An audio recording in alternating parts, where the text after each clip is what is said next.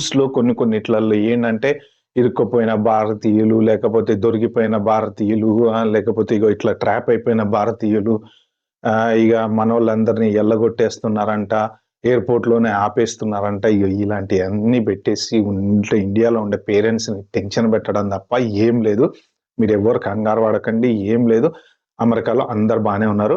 ఒక్క ప్రాబ్లమ్ అయితే ఖచ్చితంగా ఉంది. ఏంటి అంటే డీప్ వెట్టింగ్ అయితే కంపల్సరీ జరుగుతుంది. అది కూడా ఎక్స్‌టెన్షన్‌లకెళ్ళినప్పుడు డీప్ వెట్టింగ్ చేసి వీసాలు రిజెక్ట్ చేయడం, ఐ మీన్ H1లు రిజెక్ట్ చేయటము, H4లు రిజెక్ట్ చేయటము, ఇలాంటివన్నీ జరుగుతుండొచ్చు. కానీ అదర్ దాన్ దట్ ఎవ్వరికీ ఎటువంటి ప్రాబ్లమ్ లేదు. ఎవరికన్నా ప్రాబ్లమ్ ఉంది అని భయపడే వాళ్ళు ఖచ్చితంగా వీసా లేని వాళ్ళు, ఫేక్ ఎక్స్‌పీరియన్స్ ఉన్నోళ్ళో, లేకపోతే ఈ ఓపీటీ ఉంది, ఈ పేరోల్ రన్ చేస్తా ఎక్కడన్నా ఏమన్నా దొరుకుతామని భయపడేవాళ్ళు, అలాంటి బ్యాచ్ ఎవరైనా ఉంటే భయపడతారేమో తప్ప, జాబ్ చేసుకుంటున్నారు, టాక్స్ కడుతున్నారు, మీ అన్ని రకాల రెగ్యులర్ చేయాల్సినవి ఏవైనా ఉంటే అన్ని మెయింటైన్ చేస్తున్నారు. ఎవరు భయపడతారు?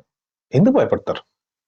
సో, కాకపోతే ఏంటంటే మీరు ఈ డొమెస్టిక్ ట్రావెల్ చేసినప్పుడు మీ రియల్ ఐడీ ఏదైతే మ్యాండేటరీ అని చెప్పి మొన్న ఒక 7-8 మంత్స్ నుంచి వచ్చింది కదా! సో, అలా మీ ఐడీని మెయింటైన్ చేయండి. తర్వాత మీ ఈ I-797 లేకపోతే స్టూడెంట్స్ అయితే I-20లో డాక్యుమెంట్స్ క్యారీ చేయండి అంతే. ఇప్పుడు ఐస్ వాళ్ళకి కూడా జనరల్‌గా ఒకవేళ ఎవరైనా ఆపారనుకోండి, లీగల్‌గా ఉంటే వాళ్ళు ఎవరేమి ఆపరు.